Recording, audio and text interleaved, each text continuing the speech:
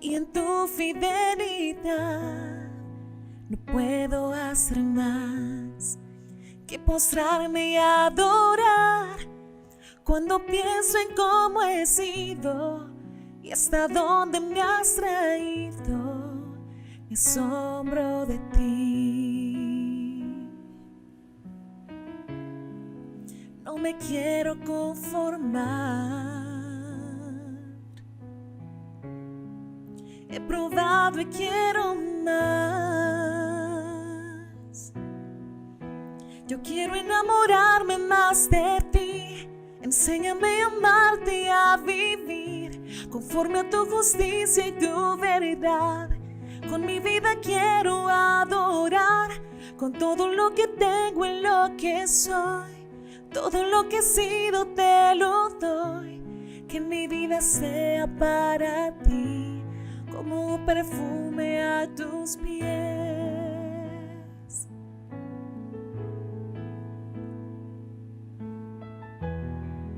Cuando pienso en tu cruz y en todo lo que has dado, tu sangre por mí, por llevar mi pecado.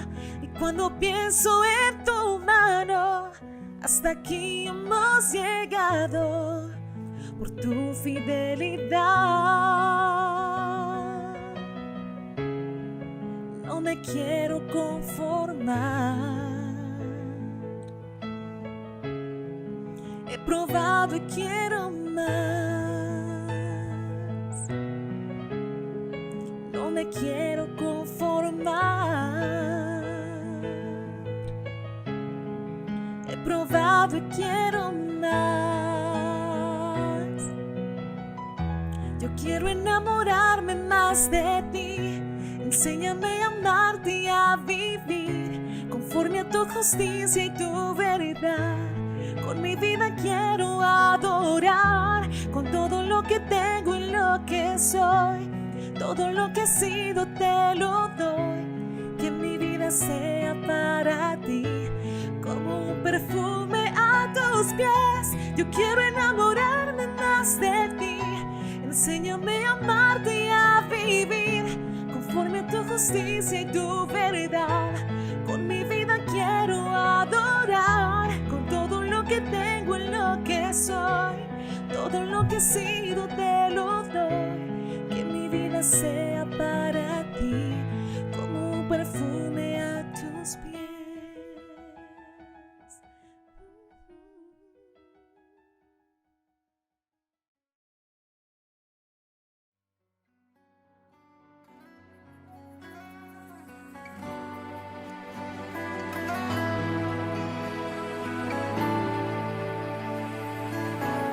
Verte allí, humillado por mis rebeliones, ver tus ojos llorando en mi nombre, solo por ahuyentar mis temores. Y tu cruz se enterró en medio de mi pecho, ha curado mi miedo y puedo resucitar en ti. Lo deseo. Me impresiona saber que no hiciste maldad y morir por mí fue tu deseo. Que pensabas en mí, que sangrabas así, ni hablarte, Señor, yo merezco. Solo osabas quizás mencionándome a mí y tus lágrimas hacen un río. Quiero navegar y llegar hasta ti y beberme tu amor sin que sobre para amarte.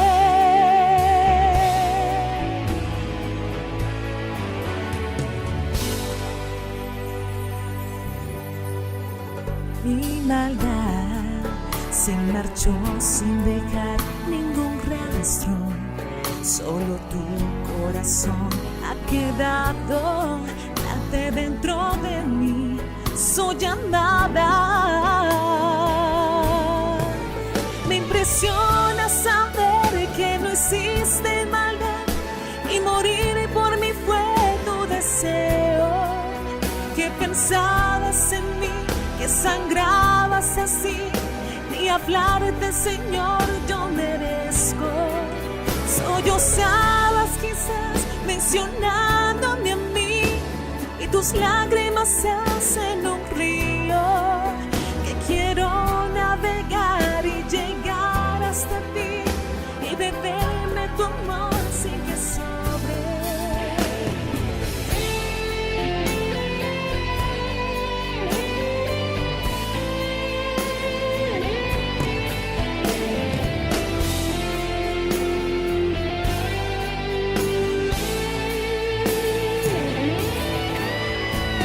Me impresiona saber que no hiciste maldad y morir por mí fue tu deseo.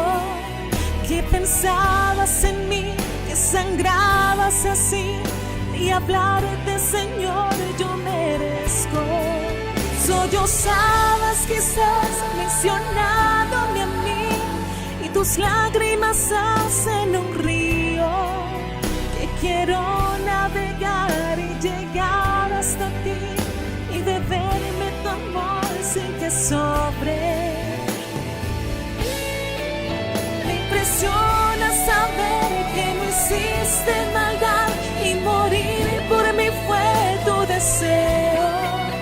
Que pensabas en mí, que sangrabas así, y hablarte, Señor, yo merezco.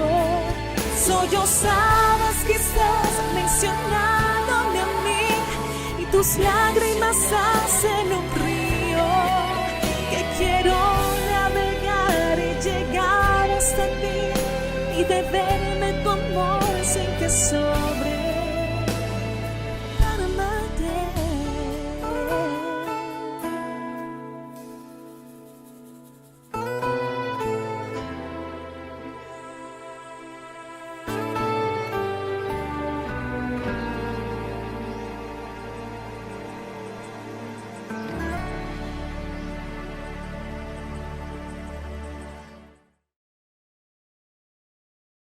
Buenos días, bienvenidos una vez más a nuestro devocional institucional. Es un gusto, de verdad, es un privilegio para mí poder tener la oportunidad de compartir con cada uno de nosotros esta mañana la Biblia.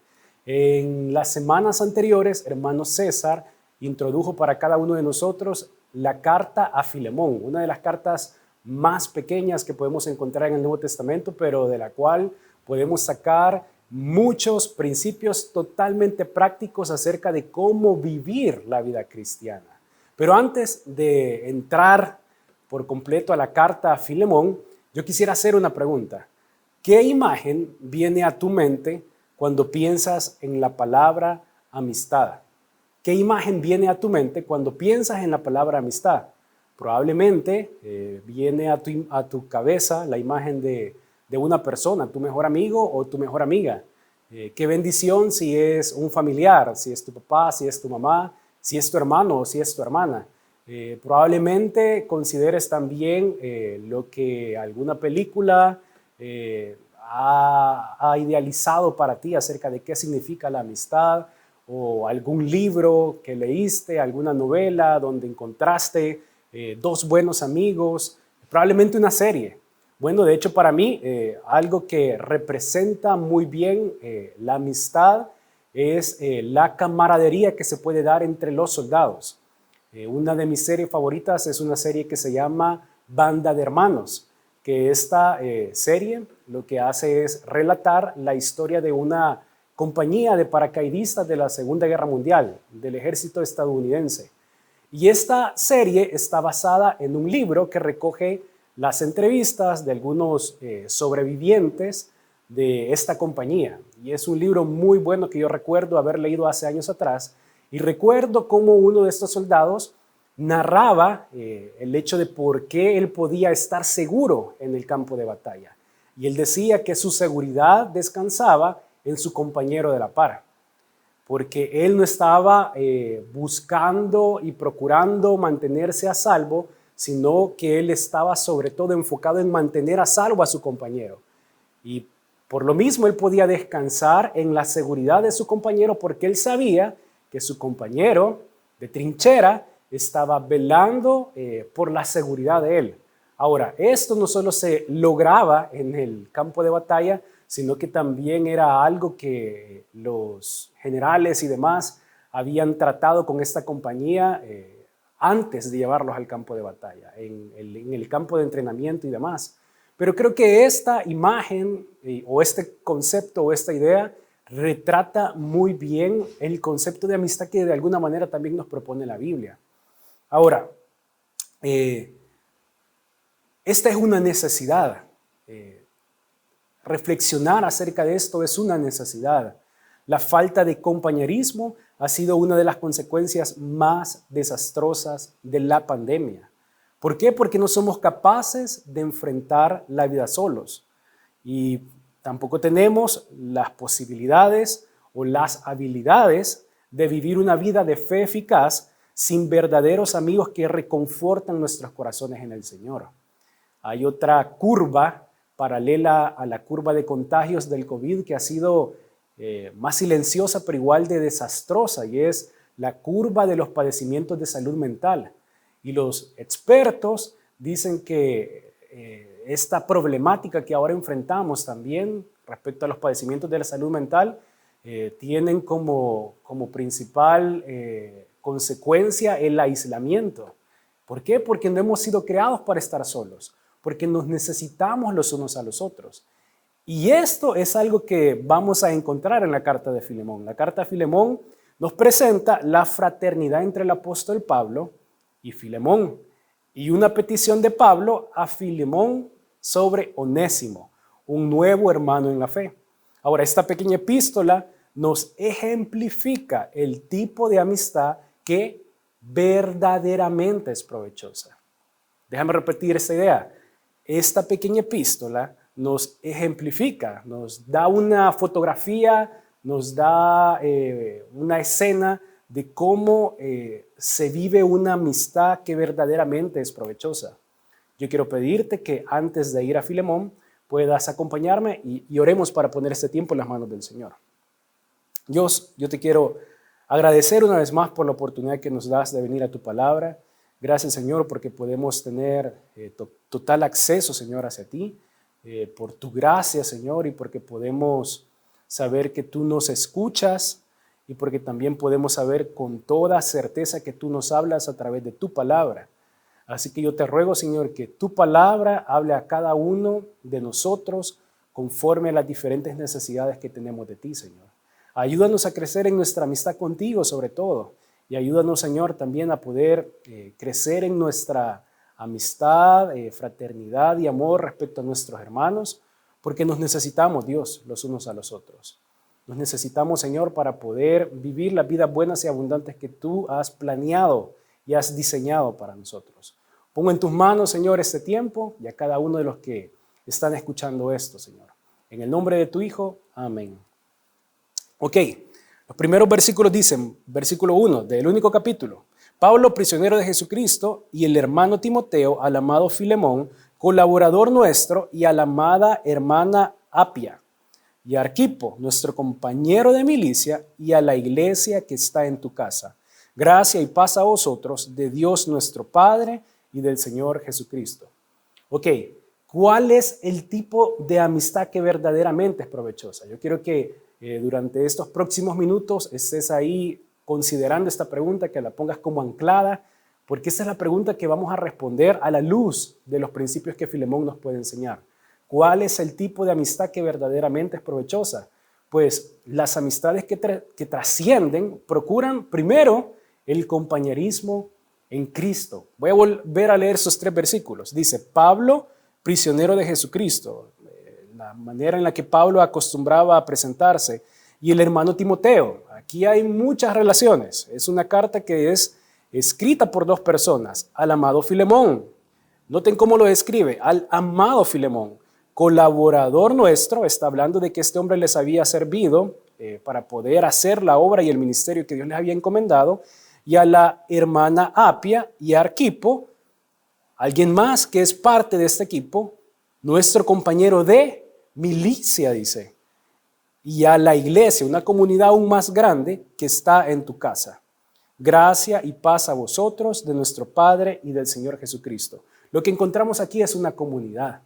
¿Por qué? Porque una de las mejores ideas de Dios, bueno, todas las ideas de Dios son perfectas, la verdad, pero una de las ideas que personalmente más me dejan pasmado, como diríamos, y es increíble, es la idea de comunidad que Dios ha diseñado para su pueblo. Todo siempre tiene que ver con comunidad, para su pueblo, para su iglesia, para su familia, para sus hijos y demás. ¿Por qué? Porque las amistades que trascienden comparten a Cristo. Este grupo de personas de los que acabamos de leer tenían una cosa en común. Eran creyentes, tenían a Cristo. Y esto hacía que fueran colaboradores, que fueran compañeros de milicia, que pudieran decirse amados. ¿Por qué? Porque las amistades que trascienden procuran el compañerismo en Cristo. Hay una organización que se llama YouGov y ellos son una casa de consultas o de investigaciones británica. Yo les dejo por ahí la referencia para que puedan ir y darle un vistazo. Y tienen muchos estudios muy interesantes. Y ellos tienen un estudio acerca de la soledad. Y aquí tengo un enunciado que resume un poco este estudio que yo estaba leyendo acerca de ellos. Dice que ellos dijeron que la soledad es muy terrible y en esta generación es muy preocupante, y en este contexto de la pandemia, por lo que decía al inicio también del aislamiento y el confinamiento, es muy preocupante. Y ellos dicen, dado que la soledad tiende a aumentar entre las personas mayores, porque han descubierto que conforme los hombres y mujeres vamos creciendo, aumentando en edad, podemos tender a sentirnos más solos. Pero ellos dicen, es preocupante entre los adultos más jóvenes, porque comparado con otras generaciones del pasado, los adultos que andan entre 25 y 35 años, ahora dicen que se sienten más solos que como se sentían nuestros padres o como se sentían nuestros abuelos. Así que eso es muy preocupante, porque cuando lleguen a ser adultos aún mucho más mayores, lo que la ciencia dice es que probablemente tiendan a sentirse más solos. Ahora, la soledad, dicen ellos, se correlaciona con una presión arterial más alta y más enfermedades cardíacas, y aumenta el riesgo de muerte en un 26%.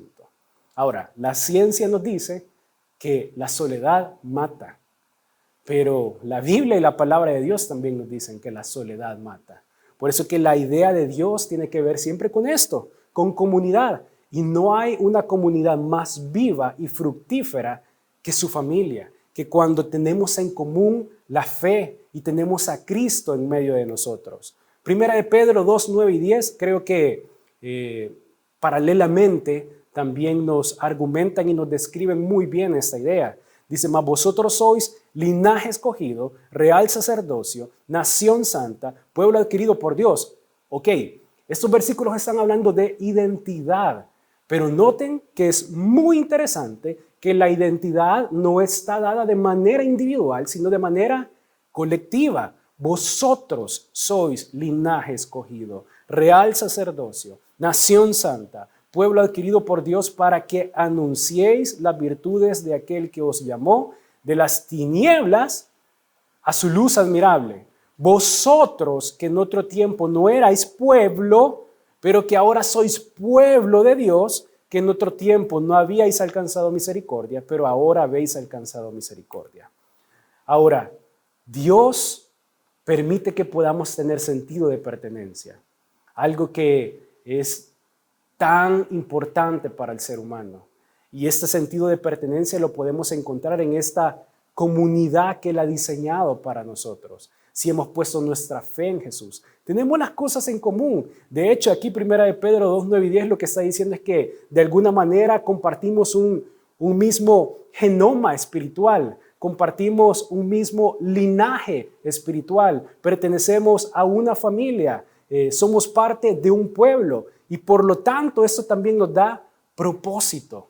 Esto nos da propósito porque nos dice de dónde venimos, en dónde estamos y hacia dónde vamos. No de manera individual, sino de manera colectiva. La soledad es terrible. Y en estos días los niveles de ansiedad y demás se han disparado. Pero tú y yo tenemos una salida para poder enfrentar esta crisis que ahora vivimos. Tú y yo no estamos solos. Tú y yo primero podemos contar con nuestro sustentador, nuestro ayudador, que es Dios, por medio de Jesús. Y al creer en Él, pasamos a ser parte de una familia a través de la cual Él derrama todo su amor y propósito para cada uno de nosotros también. Mira, las buenas amistades ocurren entre aquellos que comparten a Jesús. Y aquí no estoy hablando entonces de amigos que comparten vida social, no estoy hablando de amigos que hacen salidas a la playa, no estoy hablando de amigos que van por un café, y no estoy desestimando ese tipo de relaciones, pero sí quisiera animarte, y la palabra de Dios ahora nos anima a que consideremos aquellas amistades en las que lo que nos hace compartir, lo que nos hace tener algo en común y poder reunirnos y tener verdadera comunión es el hecho de que compartimos a Jesús. Entonces podemos ser colaboradores, entonces podemos decir amados, entonces podemos decir Él es mi compañero de milicia. Pero esto solo ocurre, las buenas amistades ocurren entre aquellos que comparten a Jesús. Pero también las amistades que trascienden procuran el crecimiento en Cristo. Mira lo que dice el versículo 4. Doy gracias a mi Dios, haciendo siempre memoria de ti en mis oraciones, porque oigo del amor y de la fe que tienes hacia el Señor Jesús y para con todos los santos, para que la participación de tu fe sea eficaz en el conocimiento de todo el bien que está en vosotros por Cristo Jesús. Ok, ¿qué es lo que está pasando aquí? Pablo le está escribiendo a su amigo Filemón y le dice, hey, yo te recuerdo y te recuerdo en mis oraciones. Aquí nos damos cuenta que era importante de verdad para Pablo, este hombre, que era una amistad genuina. Y lo que más le preocupaba a Pablo acerca de Filemón era la condición espiritual de su vida. Pon atención a lo que dice aquí en el versículo 6. Para que la participación de tu fe sea eficaz en el conocimiento de todo el bien que esté en vosotros por Cristo Jesús. Ok, Pablo dice, yo sé que eres un buen creyente, he oído que demuestras tu amor por los hermanos y me alegra y agradezco a Dios por eso, pero oro por ti porque sigas creciendo en esto, sigas creciendo en tu conocimiento del Señor, sigas creciendo en tu crecimiento espiritual, diríamos ahora nosotros, pues tenemos gran gozo y consolación en tu amor, porque por ti, oh hermano, han sido confortados los corazones de los santos. Mira, las amistades que trascienden procuran el crecimiento en Cristo. Una manera de poder identificar cuáles son nuestras preocupaciones es evaluar de qué manera oramos y cuáles son las peticiones que presentamos delante de nuestro Dios. Pero otra manera de poder evaluar también cuánto amamos a nuestros hermanos es tan simple y tan sencillo como si intercedemos por ellos o no lo hacemos. Y aún más, ¿de qué manera intercedemos por ellos? Es curioso porque Pablo, al iniciar siempre cada una de sus cartas, él expresaba cuáles eran los motivos de oración que él presentaba por las diferentes congregaciones. Y Pablo nunca dijo, yo ruego porque el Señor les envíe una grande ofrenda económica a través de otros hermanos. O ruego porque el Señor les sane a todos ahí de sus dolencias. Y no estoy diciendo que no debemos de orar por provisión, que no debemos de orar por protección y demás. Pero Pablo pone siempre aquello que debe de ser prioridad, aquello que es más importante, la condición espiritual de nuestras vidas. Filipenses 1 del 8 al 11 dice, porque Dios me es testigo de cómo os amo a todos vosotros. Ok, y cómo Pablo demostraba este amor, con el entrañable amor de Jesucristo, dice. Y esto pido en oración, así es como lo demostraba, que vuestro amor, y esta es la petición, que vuestro amor abunde aún más y más en ciencia y en todo conocimiento, para que aprobéis lo mejor, a fin de que seáis sinceros e irreprensibles para el día de Cristo, para que crezcan, para que sus vidas sean transformadas, para que cambien, para que maduren llenos de fruto de justicia que son por medio de Jesucristo, para gloria y alabanza de Dios. Lo que más le preocupaba a Pablo era que la vida de sus hermanos y sus hermanas estuvieran dando fruto a Dios, que le diera gloria a Él. Otro ejemplo más, Colosenses 1, 9 y 10 dice, por lo cual también nosotros, desde el día que lo oímos, aquí dirigiéndose a otra congregación, no cesamos de orar por vosotros y de pedir que seáis, otra vez, llenos de ¿qué? Del conocimiento de su voluntad en toda sabiduría e inteligencia espiritual, para que andéis como es digno del Señor, agradándole en todo, llevando fruto en toda buena obra y creciendo en el conocimiento de Dios. Pablo reconocía cuál era la meta y reconocía que la meta para cada uno de los creyentes, para cada uno de los hijos e hijas de Dios, era la madurez espiritual de ellos. Y esta sigue siendo la meta para cada uno de nosotros. Romanos 12:2 dice, no os conforméis a este siglo, sino transformaos por medio de la renovación de vuestro entendimiento. ¿Para qué? Aquí nos está diciendo cómo se vive la vida cristiana. Debemos de rechazar el sistema de valores de este mundo, renovar nuestra mente por los valores y principios de la palabra de Dios. ¿Pero para qué? Para que comprobéis cuál sea la buena voluntad de Dios, agradable y perfecta. Esto sigue siendo la meta de Dios para nuestras vidas. El propósito por el cual Dios nos ha salvado.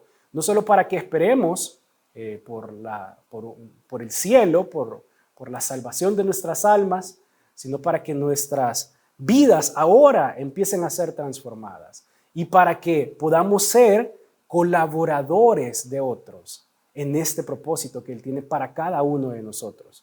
Hay una película que en este momento está de moda en una plataforma, no le voy a hacer publicidad, pero le voy a hacer publicidad a la película, se llama Garra, así la han traducido en español, y es una historia ficticia de motivación, inspiracional, de un personaje que es un cazatalentos y que se encuentra con un muchacho muy virtuoso, un basquetbolista en una marginal en España, y de una manera un poco accidental se encuentra con él, pero se da cuenta de la capacidad y el talento que él tiene y decide brindarle una oportunidad, pero más que brindarle una oportunidad, se toma la molestia de darle una oportunidad y se toma la molestia de desarrollarlo y prepararlo. Al final de la película, porque no te la voy a spoilear para que la veas si no la has visto y la disfrutes, pues termina bien. Termina bien tanto para el joven talento como para el cazatalentos. Y creo que esto de alguna manera ilustra muy bien lo que Dios quiere de nuestras vidas. Él espera que nosotros estemos tomándonos la molestia, voy a decir, de poder desarrollar a otros. Y que otros se estén tomando la molestia de poder desarrollarnos a otros. ¿Por qué, hermano Eduardo?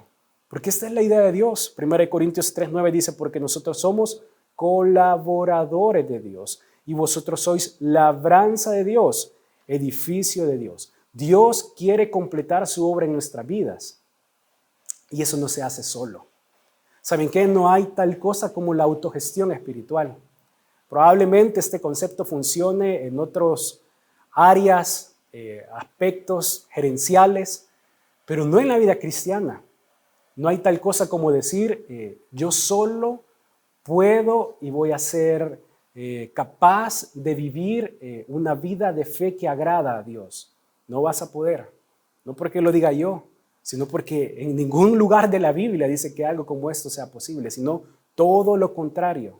Nos necesitamos los unos a los otros. Es por eso que este sentido de comunidad está ahí plasmado por todas partes en la Biblia, donde nosotros somos parte de un cuerpo, somos parte de un edificio, somos instrumentos que todos suman a una obra, donde todos tenemos diferentes dones, talentos y demás, donde todos podemos hacer diferentes ministerios para edificarnos los unos a los otros. Pero necesitamos reconocer esto. Y necesitamos reconocer que las mejores amistades, voy a decir ahora, ocurren entre aquellos que buscan ser como Jesús. Mira, qué bendición si tienes buenos amigos. Qué bendición si tienes buenos amigos que son creyentes. y que comparten a Jesús contigo. Pero qué bendición más grande si tienes mejores amigos que no solo comparten a Cristo contigo, sino que comparten la meta contigo. Y tienen claro que la meta para ambos es crecer, ir de aumento en aumento, de gloria en gloria como la aurora, ¿verdad? O sea, este es el propósito de Dios para los justos, para sus hijos. No que nos quedemos estancados. Qué bendición si tienes a alguien a la par que se ha tomado la molestia de desarrollarte, como decía. Y qué bendición si tú te estás tomando la molestia de poder desarrollar a otro. Esto es lo que conocemos como discipulado, ¿verdad? Es el poder ser colaboradores de esta idea que Dios tiene para cada uno de nosotros. Pero finalmente, las amistades que trascienden también procuran la conciliación en Cristo, procuran la restauración en Cristo, procuran la reconciliación en Cristo. Voy a leer del versículo 8 en adelante, dice, por lo cual, aunque tengo mucha libertad en Cristo para mandarte lo que conviene, más bien te ruego por amor, siendo como soy, Pablo, y anciano, y ahora además prisionero de Jesucristo, te ruego por mi hijo Onésimo. Aquí va a introducir a este personaje, Pablo, y dice, a quien engendré en mis prisiones. Lo va a introducir de manera especial, porque ya lo había mencionado antes. Pero aquí va a decir que este Onésimo, no sabemos exactamente qué es lo que había pasado. Todo lo que está fuera de la Biblia sería chambre, voy a decir, ¿verdad? Sería decir algo que no está aquí en la Biblia, pero por el texto nos da a entender que Onésimo había cometido alguna falta en contra de Filemón. Y sabemos de que Onésimo era esclavo de Filemón, como vamos a ver más adelante. Y lo que vamos a leer, vamos a terminar de leer aquí, lo que sucede es que Pablo, no sabemos en qué momento y de qué manera también, se encuentra con este Onésimo, le gana al Señor, se vuelve creyente y probablemente cuando ahí Onésimo le está contando su testimonio, no sé, ¿verdad? Le dice que tenía un pasado oscuro con su amo Filemón y Pablo le dice, probablemente, mira, lo correcto, lo cristiano, ¿verdad? Es que tú regreses con él y que de alguna manera te reconcilies con él. Y así que Pablo aquí lo que está haciendo es una petición para que Filemón le pueda recibir a Onésimo, ya no como esclavo, como vamos a leer, sino como a un hermano ahora, alguien que comparte la fe con ellos. Dice, te ruego por mi hijo Onésimo, a quien engendré en mis prisiones, el cual en otro tiempo te fue inútil, pero ahora a ti y a mí nos es útil, el cual vuelvo a enviarte. Tú pues recíbele como a mí mismo. Yo quisiera retenerle conmigo para que en lugar tuyo me sirviesen mis prisiones por el evangelio. Pero nada quise hacer sin tu consentimiento, para que tu favor no fuese como de necesidad, sino voluntario. Y dice el versículo 15, porque quizás para esto se apartó de ti por algún tiempo, para que le recibieses para siempre. Y aquí dice, no ya como esclavo, sino más que esclavo, como hermano amado, mayormente para mí, pero cuanto más para ti, tanto en la carne como en el Señor. Esto nos da a entender que probablemente de alguna manera tenían alguna relación familiar también. Dice el versículo 17, así que si me tienes por compañero, recíbele como a mí mismo. Y si en algo te dañó o te debe, ponlo a mi cuenta. Está diciendo Pablo, yo voy a restituir, ve ahí. Yo pago. Yo, Pablo, lo escribo de mi mano, yo lo pagaré. Por no decirte que aún tú mismo te me debes también. Sí, hermano, tenga yo algún provecho de ti en el Señor, conforta mi corazón en el Señor. Y dice el versículo 21, te he escrito confiando en tu obediencia, sabiendo que harás aún más de lo que te digo. Pablo lo que está diciendo aquí es, yo sé que tú amas a los santos. Eso es lo que yo escucho de ti. Y tú has sido de bendición para mí también. Así que yo no dudo que ahora con este mismo afecto vas a tratar a Onésimo. No porque yo te lo esté mandando, sino porque estoy apelando al amor y a tu madurez. Eso es lo que está diciendo. Estoy apelando a tu madurez. Prepárame también alojamiento porque espero que por vuestras oraciones os seré concedido. Y termina el versículo 23 al 25 diciendo, te saludan Epafras, mi compañero de prisiones, más relaciones aquí de amigos, ¿verdad? Por Cristo Jesús, Marcos, Aristarco, Demas y Lucas, mis colaboradores, La gracia de nuestro Señor Jesucristo sea con vuestro espíritu. Amén. Las amistades que trascienden procuran la conciliación en Cristo. Las relaciones son complicadas porque los hombres y las mujeres somos complicados. Y somos complicados porque somos pecadores. Y lo voy a dejar hasta ahí porque si no vamos a llorar de lo terrible que esto se pone. Pero cometemos falta constantemente los unos con los otros. Nos defraudamos, nos fallamos, nos lastimamos. Pero las amistades que trascienden, aquellas amistades que verdaderamente son provechosas, procuran la conciliación en Cristo. ¿Entienden lo que dice Mateo 5, 23 al 24, donde Jesús dijo, por tanto, si traes tu ofrenda al altar y ahí te acuerdas de que tu hermano tiene algo en contra de ti, deja ahí tu ofrenda delante del altar y anda, reconcíliate primero con tu hermano y entonces ven y presenta tu ofrenda. ¿Por qué? Porque para el Señor, aquí está diciendo, es más importante cómo estás con los demás. ¿Por qué? Porque en realidad las dos cosas son importantes. No podemos decir que estamos bien con el Señor si estamos mal con nuestros hermanos. O no podemos decir que estamos bien con nuestros hermanos si estamos mal con el Señor. La relación vertical se fusiona con nuestras relaciones horizontales y las relaciones horizontales responden también a nuestra condición de nuestra relación vertical con Dios, voy a decir. Pero aquí el Señor está diciendo algo que dice por todas partes también. En lo que depende de ustedes, procuren estar en paz con los demás, que la paz, ¿verdad?, sea la que gobierne entre ustedes y demás. O sea, busquen estar en paz, busquen que haya reconciliación entre ustedes, porque yo me he tomado la molestia de dar a mi hijo para poder reconciliarlos conmigo también. Pero esto implica algo que no es natural, algo que si no somos maduros, si no hemos crecido en nuestra relación con Cristo, si no estamos buscando ser como Jesús, vamos a ser incapaces de hacer, el poder pasar por alto las faltas de los otros. ¿Por qué hacerlo? Porque al final también nos conviene a nosotros. Bueno, hay que hacerlo porque el Señor manda que debemos de hacerlo, pero también es conveniente para nosotros. Hebreos 12, 14 al 15 dice, seguid la paz con todos y la santidad, sin la cual nadie verá al Señor. Y dice, mirad bien, aquí está diciendo, hey, cuidadito, pongan atención a esto. No sea que alguno deje de alcanzar la gracia de Dios, o sea, disfrutar la vida plena, buena y abundante de Dios, que brotando alguna raíz de amargura os estorbe y por ella muchos sean contaminados. Cuidado, cuidado. Probablemente tú digas, ok, hermano, pero la verdad es que no hay nadie que, hasta donde yo sepa, que le caiga mal, podría decir, o yendo a un extremo, ¿verdad? O que quiera incluso atentar contra mi vida, ¿verdad? Yo no tengo enemigos, podría decir. Y qué bueno si es así, ¿verdad? Pero yo te animo a que nos evaluemos mejor, porque probablemente exista, o voy a decir, o todavía exista, algunas raíces de amargura en nuestros corazones cuando vemos a algunas personas. Evalúa tu corazón. ¿Cuál es la actitud y la reacción de tu corazón cuando ves a tu papá? Cuando ves a tu hermano, cuando ves a tu mamá, cuando ves a tu vecino, ¿verdad?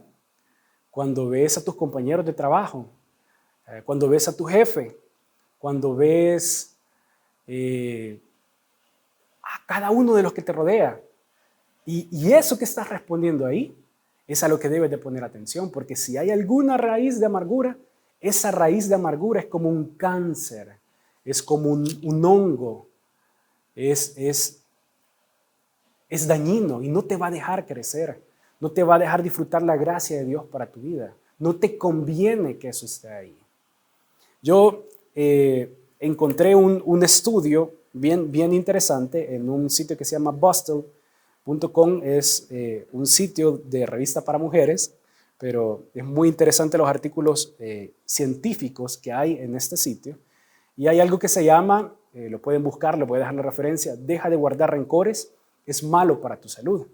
Y el estudio habla de cómo diferentes universidades han hecho diferentes investigaciones donde se demuestra que guardar rencor afecta la salud. Como te decía al inicio también, Pero hay un dato muy, muy, muy curioso que me llamó mucho la atención y decía que parte del estudio de una universidad había consistido en lo siguiente. Habían hecho grupos, como grupos focales, dos tipos de grupos. A unos les habían pedido que pensaran durante cierta cantidad de tiempo en aquellas personas que les habían lastimado y que mantuvieran este pensamiento en sus mentes. Luego les pidieron a otro grupo que pensaran en personas a quienes habían perdonado, que en algún momento de su vida les habían lastimado, pero que habían perdonado, y que mantuvieran este recuerdo en su mente durante un lapso de tiempo. Luego, este estudio es bien raro, pero créeme, está ahí, es científico.